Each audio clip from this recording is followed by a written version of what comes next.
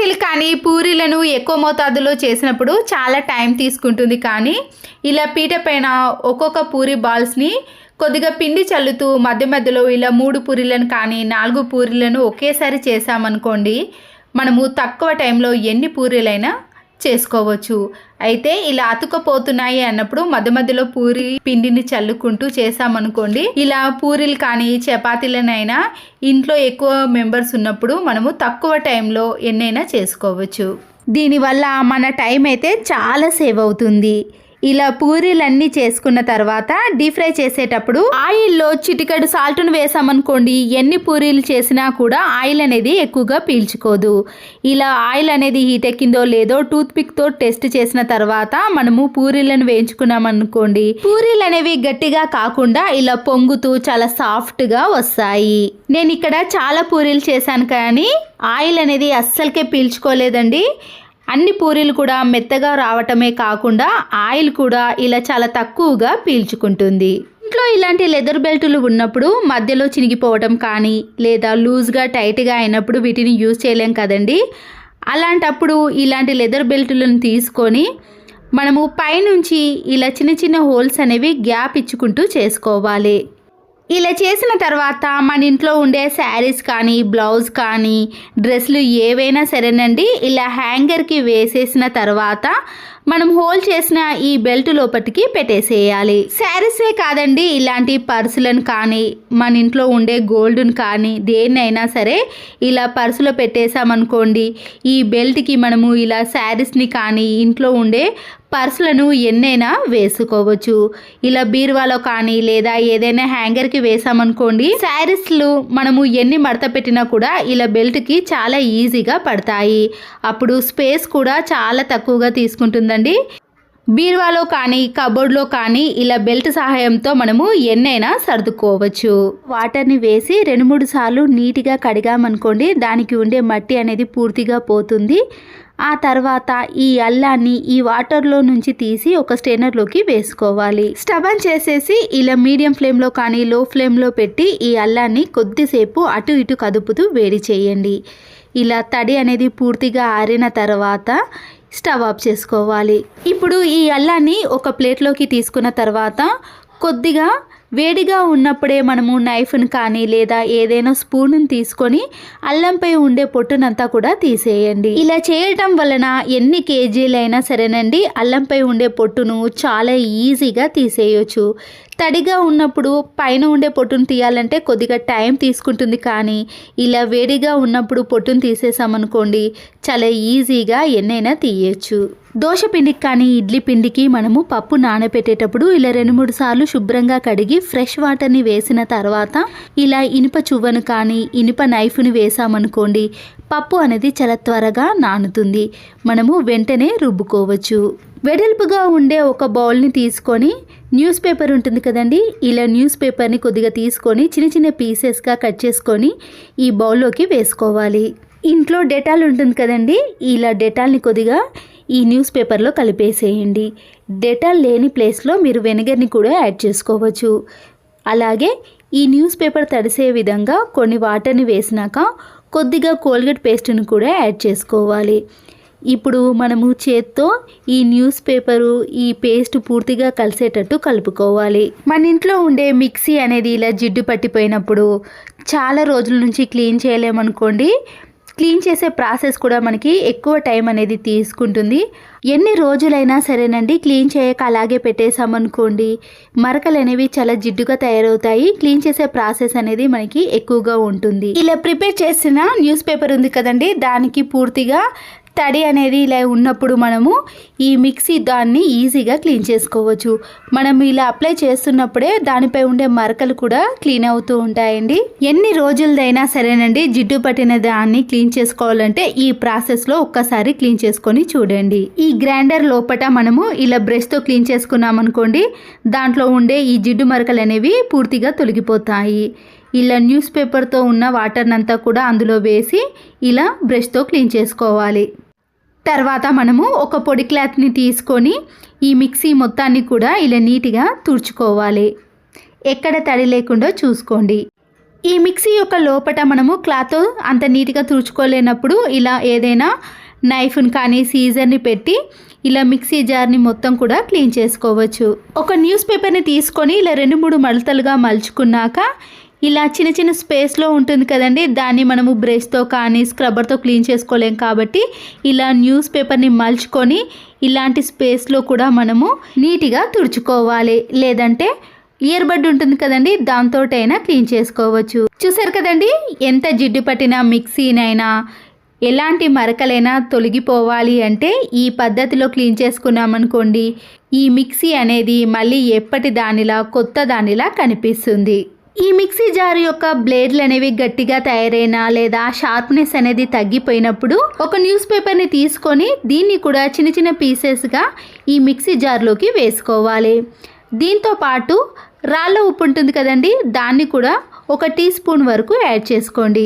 ఇలా ఒక 2 ట్రిప్పులు పట్టేసామనుకోండి, దాంట్లో ఉండే రాళ్ళ ఉప్పు అలాగే పేపర్ అనేది ఇలా సన్నగా తయారవుతుంది. దీనివల్ల మిక్సీ జార్ యొక్క బ్లేడ్లు అనేవి మళ్ళీ షార్ప్నెస్లోకి వస్తాయి. దీంట్లో మనము ఏది వేసి మిక్సీ పట్టుకున్నా కూడా చాలా త్వరగా గ్రైండర్ అవుతుంది. ఈ పేపరు రాళ్ళ ఉప్పును వేసి మిక్సీ పట్టుకున్నాం కదండి, దాన్ని కూడా వేస్ట్ చేయకుండా మళ్ళీ యూజ్ చేసుకోవచ్చు. దీన్ని ఎలా యూజ్ చేసుకోవాలి అంటే మిక్సీని క్లీన్ చేయడానికి తయారు చేసుకునే ఈ న్యూస్ పేపర్ ఉంది కదండి, దాంట్లో దీన్ని కలిపేసేయండి. ఒక స్పూన్తో కానీ ఇలా బ్రష్తో పూర్తిగా తడిసే విధంగా చేసిన తర్వాత మనము ఒక ప్లాస్టిక్ బౌల్లోకి ఈ వాటర్ని అంతా కూడా సపరేట్ చేసుకోవాలి.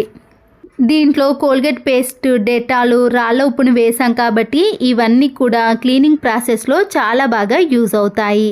ఇలా వాటర్ని అంతా సపరేట్ చేసిన తర్వాత వాష్రూమ్లో వేసి ఇలా బ్రష్తో క్లీన్ చేసుకున్నాం అనుకోండి, దీంట్లో ఉండే జిడ్డు మరకలు కానీ బ్యాడ్ స్మెల్ అనేది పూర్తిగా తొలగిపోతుంది.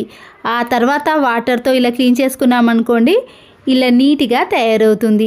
చైన్స్ కానీ రింగ్స్ ఉంటాయి కదండి, అవి కలర్ అనేది మారిపోయినప్పుడు ఒక బౌల్లోకి ఈ చైన్స్ని వేసిన తర్వాత వంట సోడాను, వైట్ వెనిగర్ని, ఎక్స్పైర్ అయిపోయిన ట్యాబ్లెట్ని కూడా వేసేయండి. ఇందులో ఇలా వేసిన తర్వాత కొద్దిసేపటికి ఈ ట్యాబ్లెట్ అనేది కరిగిపోతుందండి. ఇలా ఒక 10 to 15 మినిట్స్ పాటు అలాగే ఉంచేసామనుకోండి, ఎంత కలర్ పోయినా రోల్ గోల్డ్ చైన్స్ అయినా సరేనండి, వెనిగర్ వేయటం వలన మళ్ళీ కొత్త దానిలా షైనింగ్లోకి వచ్చేస్తాయి. ఇలా ఒక పొడి క్లాత్తో క్లీన్ చేసుకున్నాక చూడండి, మన డబ్బులు అనేవి వేస్ట్ కాకుండా మళ్ళీ వీటిని యూజ్ చేసుకోవచ్చు. మాప్ స్టిక్ కానీ లేదా వైపర్ స్టిక్ని తీసుకొని ఇలా వెనుక భాగాన ఒక సాక్స్ను వేసి అది ఊడిపోకుండా ఉండటానికి ఒక రబ్బర్ బ్యాండ్ని వేసుకోవాలి. ఇప్పుడు ఈ స్టిక్తో ఇలా ఫ్లోర్ పైన ఉన్న ఈ గోడని మనము చీపురు కట్టతో సరిగా క్లీన్ చేయలేం, కానీ ఇలాంటి సాక్స్తో క్లీన్ చేసామనుకోండి ఎలాంటి డస్ట్ అయినా ఈజీగా తొలగిపోతుంది. ఇలాంటి చిన్న చిన్న స్పేస్లో మనము ఈ స్టిక్తో క్లీన్ చేసామనుకోండి, మన పని అనేది చాలా తక్కువ టైంలో ఈజీగా చేసుకోవచ్చు. ఇలా ఇంట్లో ఉండే ఎన్ని రూమ్స్ ఉంటే అన్ని రూమ్స్లో ఇలా ఒకేసారి స్టిక్తో క్లీన్ చేసుకున్నామనుకోండి, ఇల్లు కూడా చాలా నీట్గా క్లీన్గా కనబడుతుంది. వెల్లుల్లి రెబ్బలను కొద్దిగా హీట్ చేసిన తర్వాత ఇలాంటి ఏదైనా చిన్న కటోరీ ఉంటుంది కదండి, దాన్ని కింది భాగాన పెట్టేసి ఇలా గట్టిగా చేత్తో ప్రెస్ చేసామనుకోండి, ఈ వెల్లుల్లి రెబ్బలన్నీ కూడా చాలా ఈజీగా సపరేట్ అయిపోతాయి. మన ఇంట్లో ఇలాంటి సోప్ బాక్స్ కానీ కోల్గేట్ పేస్ట్ లాంటి చిన్న చిన్న బాక్సులు ఉంటాయి కదండి, ఇలా వీడియోలో చూపించిన మాదిరిగా ఈ సైడ్లో ఉన్నవన్నీ కూడా కట్ చేసుకోవాలి. మనం కట్ చేసుకునేవన్నీ కూడా ఇలా కింది భాగాన వేసామనుకోండి, కింద మరి పల్చగా కాకుండా మందంగా ఉంటుంది. ఆ తర్వాత పైన కట్ చేసిన ఈ కార్డ్బోర్డ్ని కూడా ఇలా మధ్యలో పెట్టేసేయండి. ఈ సోప్ బాక్స్కి సమానంగా ఉండే విధంగా కట్ చేసుకున్నాక పిల్లలకి సంబంధించిన ఇలాంటి పెన్సిల్, ఎరేజర్ కానీ లేదా మన ఇంట్లోకి సంబంధించిన ఇలాంటి double gum tape, Fevicol, glue gum అలాంటి వాటన్నిటిని కూడా ఇలాంటి చిన్న బాక్స్లో వేసుకున్నాం అనుకోండి, తీసుకోవడానికి కూడా చాలా ఈజీగా ఉంటుంది. పిల్లలు కూడా వెతకాల్సిన పని కూడా ఉండదు. మరొక యూస్ఫుల్ టిప్, స్వీట్ బాక్సులు కానీ మందంగా ఉండే కార్డ్బోర్డ్ బాక్సులు ఉంటాయి కదండి, వాటిని పడేయకుండా ఇలా ఒక బాక్స్ని తీసుకొని దీంట్లో ఒక టిష్యూ పేపర్ని పరుచుకోవాలి. ఈ ఆయిల్ క్యాన్కి మనము ఇలా మాస్క్ని కానీ సాక్స్ని కానీ వేసి ఈ స్వీట్ బాక్స్లో పెట్టేసామనుకోండి, కింది ఫ్లోర్ అనేది చాలా నీట్గా ఉంటుంది. ఎక్కువగా జిడ్డు పట్టకుండా క్లీన్ చేసుకోవడం కూడా చాలా సులువుగా ఉంటుంది. ఎగ్స్ ఇలా ఎక్కువగా స్టోర్ చేసుకోవాలంటే ఫ్రిడ్జ్లో కంటే బయటనే ఎగ్స్ని పెట్టుకుంటారండి. అలాంటప్పుడు ఇప్పుడు సమ్మర్ కూడా వచ్చేసింది కదా, ఈ వేడికి ఎగ్స్ అనేవి త్వరగా పాడైపోతాయి. ఇలా పూర్తిగా ఆయిల్ ప్యాకెట్ని కట్ చేసి ఇలా దేనికి దానికి సపరేట్ చేసిన ఆయిల్ ప్యాకెట్ని ఈ ఎగ్స్ పైన ఇలా పరుచుకోవాలి. ఈ ఆయిల్ అంతా కూడా ఎగ్స్ పైన ఉంటుంది కాబట్టి ఈ సమ్మర్లో వేడికి ఎగ్స్ అనేవి త్వరగా పాడవకుండా చాలా రోజుల పాటు ఇలా ఫ్రెష్గా స్టోర్ చేసుకోవచ్చు. ఎలాంటి ప్లాస్టర్ అయినా సరేనండి, ఇలా కొద్దిగా ఓపెన్ చేసి మన ఇంట్లో ఉండే రకరకాల పెన్స్ కానీ స్కెచెస్ కానీ ఉంటాయి కదండి, పిల్లలు డ్రాయింగ్ వేసుకోవడానికి కానీ ఇలా ఏవైనా పెన్స్ అన్నీ కూడా ఒకే మాదిరిగా ఉన్న వాటన్నిటినీ కూడా ఇలా ప్లాస్టర్కి అతికించేసుకోవాలి. ఇలా అన్నీ అతికించేసిన తర్వాత మళ్ళీ ప్లాస్టర్ని కొద్దిగా ఓపెన్ చేసి ఈ పెన్ క్యాప్ల పైన కూడా కవర్ చేయాలి. ఇప్పుడు ఈ ప్లాస్టర్కి ఈ పెన్నులన్నిటినీ కూడా ఇలా గట్టిగా అతికించేసుకోవాలి. ఇప్పుడు మనకి ఎలాంటి పెన్ను కావాలనో ఇక్కడ కలర్ని బట్టి తెలుసుకోవచ్చు కదండి. బ్లూ కలరా గ్రీన్ కలరా ఉన్నాయి కాబట్టి ఏది కావాలంటే అది తీసుకొని రాసుకోవడం కానీ డ్రాయింగ్ వేసుకోవడం లాంటి వాటికి యూజ్ అవుతుంది. అంతే కదండి, ఒక్కొక్కసారి పెన్ను తీసి పెన్ను క్యాప్ని ఎక్కడో పెట్టి మర్చిపోతారు కదా, ఇలా అన్నీ కూడా ఒకే దగ్గర ఉంటాయి. ఇప్పుడు ఈ ప్లాస్టర్ని ఇలా అన్నిటినీ ఒకే దగ్గరికి చేర్చి మనము బాక్స్లో కానీ పౌచ్లో కానీ బ్యాగ్లో కానీ లేదా ఇంట్లో ఏదైనా సెల్ఫ్లో కానీ ఇలా అన్నిటినీ ఒకే దగ్గర పెట్టేసుకున్నా కూడా స్పేస్ అనేది చాలా మిగులుతుంది. వాషింగ్ మిషన్ అనేది మురికి పట్టినప్పుడు వాషింగ్ మిషన్ లిక్విడ్ ఉంటుంది కదండి, దాన్ని కొద్దిగా వేసుకొని పాడైపోయిన ఒక టూత్ బ్రష్తో క్లీన్ చేసుకోవాలి. వాషింగ్ మిషన్ని క్లీన్ చేయడానికి ఎలాంటి వేరే లిక్విడ్ని యూజ్ చేయకూడదండి, పాడయ్యే అవకాశం ఉంటుంది. కాబట్టి దానికి సంబంధించిన లిక్విడ్తో ఇలా వాషింగ్ మిషన్ అంతటినీ కూడా క్లీన్ చేసుకున్నాం అనుకోండి, మళ్ళీ ఎప్పటి మాదిరిగా నీట్గా కనబడుతుంది. టాప్ లోడ్ వాషింగ్ మిషన్కి అయితే సైడ్లో ఇలాంటి బాక్స్ వస్తుందండి. మనము దీన్ని ఒక 1 మంత్ కానీ 20 డేస్కి ఒక్కసారి ఓపెన్ చేసి దీన్ని ఖచ్చితంగా క్లీన్ చేసుకోవాలి. అలాగే పెట్టేసామనుకోండి వాషింగ్ మిషన్ అనేది త్వరగా పాడైపోతుంది. ఇలా మళ్ళీ ఒకసారి టూత్ బ్రష్తో క్లీన్ చేసుకొని వాటర్తో శుభ్రంగా కడిగి మళ్ళీ అదే ప్లేస్లో పెట్టేసేయండి. ఇలా వాషింగ్ మిషన్ చుట్టూ బ్రష్తో క్లీన్ చేసుకున్నాం కదండి, ఏదైనా డస్టర్తో కానీ లేదా ఇలాంటి స్పాంజ్ స్క్రబ్బర్తో క్లీన్ చేసుకోవాలి. ఇంట్లో ఇలాంటి ఫ్లవర్ వాజులు ఉన్నప్పుడు డస్ట్ అనేది ఎక్కువగా పడుతుందండి. మనము ఏదైనా క్లాత్తో క్లీన్ చేసుకున్నా కూడా ఒక్కొక్కసారి అవి త్వరగా పోవు కదా, అలాంటప్పుడు బకెట్లో కొన్ని వాటర్ని వేసుకొని సర్ఫ్ను, బేకింగ్ సోడా అలాగే వైట్ వెనిగర్ని కూడా వేసుకోవాలి. ఇప్పుడు ఈ ఫ్లవర్ వాజులన్నిటినీ కూడా ఈ బకెట్లో వేసుకోవాలి.